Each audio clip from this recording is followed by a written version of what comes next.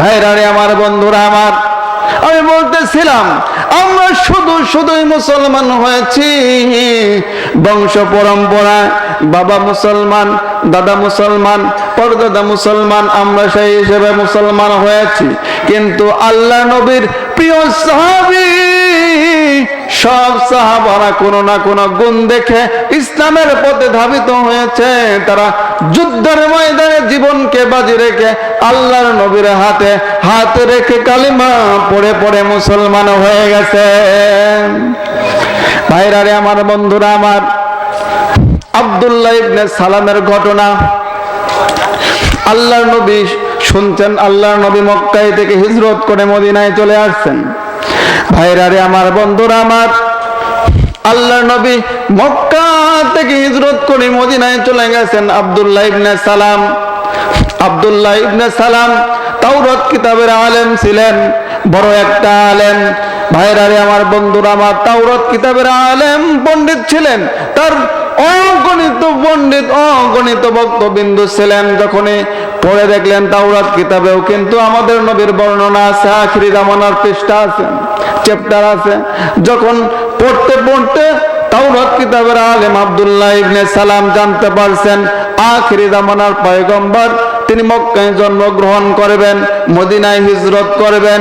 আল্লাহর নবীর অপেক্ষায় আব্দুল্লাহ ইবনে সালাম ছিলেন। আল্লাহর নবীকে টেস্ট করার জন্য, ইনি কি সত্যি নবী নাকি আখিরি জামানার পয়গম্বর নাকি। আব্দুল্লাহ ইবনে সালাম কিছু হাদিয়া তোহফা দিয়া দিলেন। প্রথমে ভক্তবিন্দুর কাছ থেকে সদকা দিয়া দিলেন। সদকা নিয়ে আল্লাহর নবীর কাছে গেলেন। আল্লাহর নবী বললেন, আমি সদকা নেই না, যার কাছ থেকে তোমরা সদকা নিয়ে এসেছো তার কাছে ফেরত নিয়ে যাও।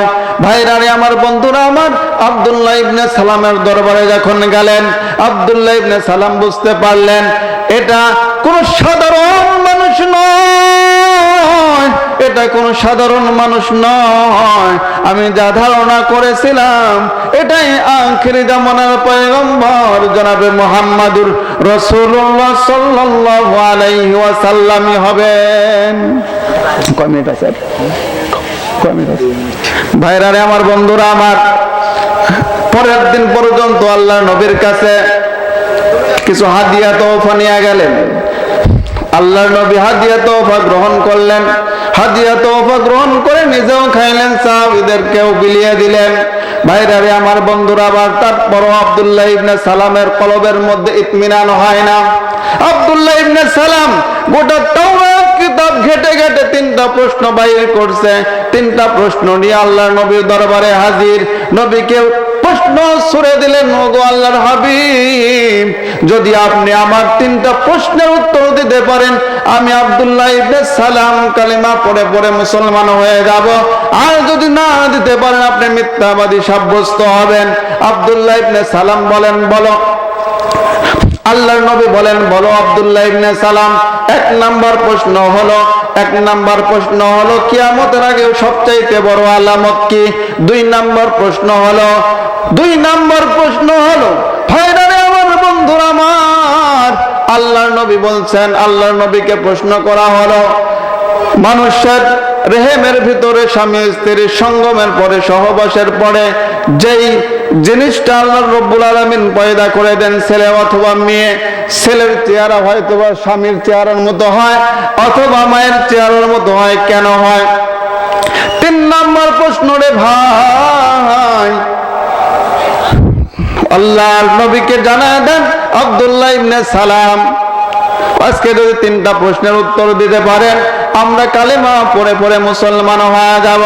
ভাইরা রে আমার, বন্ধুরা আমার, এক নম্বর প্রশ্নের উত্তর দিলেন আব্দুল্লাহ ইবনে সালাম। ওই যে দেখো পূর্ব দিক থেকে একটা আগুনের কুণ্ডলী বের হয়ে আসবে, ধাওয়া করতে করতে মানুষদেরকে পশ্চিম দিকে নিয়ে যাবে। আগুনের পুষ্পরিত বের হবে পাহাড়ের মাঝখান থেকে, ওটা হচ্ছে ভারত, পাকিস্তান, ইন্ডিয়া, চীন থেকে বের হবে। ধাওয়া করতে করতে মানুষকে কিবলার দিকে, মদিনার দিকে নিয়ে যাবে। এক নাম্বার কিয়ামতের আলামত। দুই নাম্বার ভাইয়েরা আমার, বন্ধুরা আমার, স্বামী আর স্ত্রী যখন সহবাস করে তখন তার রেহেমের মধ্যে আল্লাহ পাক রব্বুল আলামিন নাপাক পানি দিয়া দেন। আল্লাহ রব্বুল আলামিন পয়দা করতে থাকেন বনি আদমকে। যখন পয়দা করা শেষের দিকে হয়ে যায়, আল্লাহ রাব্বুল আলামিন রেহেমের মধ্যে দুইজনের বীর্য যখন যুদ্ধের মধ্যে লিপ্ত হয়, যার বীর্যটা আল্লাহ রাসূল সাল্লাল্লাহু আলাইহি ওয়াসাল্লাম বলেন, যার বীর্যটা অধিক যুদ্ধ করতে করতে বিজয় লাভ করে, আল্লাহর নবী বলছেন তার চেহারাটা তার মতোই হয়। ভাইরা আমার, বন্ধুরা আমার, আল্লাহ পাক রব্বুল আলামিনের প্রিয় সাহাবী আব্দুল্লাহ ইবনে সালাম রাদিয়াল্লাহু তাআলা আনহু তিনটা প্রশ্নের উত্তর শুনে আল্লাহর নবীর হাতে হাত দিয়ে কালেমা পড়ে মুসলমান হয়ে গেলেন। সুবহানাল্লাহ। আল্লাহ পাক রব্বুল আলামিন আমাদেরকে ইসলামের পথে থাকার তৌফিক দান করুক, কালেমা পড়ে পড়ে কালেমার পতাকা উড্ডীন করার তৌফিক দান করুক। আমরা যেন সদা সর্বদা ইসলামের পথে থেকে ঈমানি হালতে থাকার তৌফিক দান করুক। ওয়া আখিরু দাওয়ানা আলহামদুলিল্লাহি রাব্বিল আলামিন।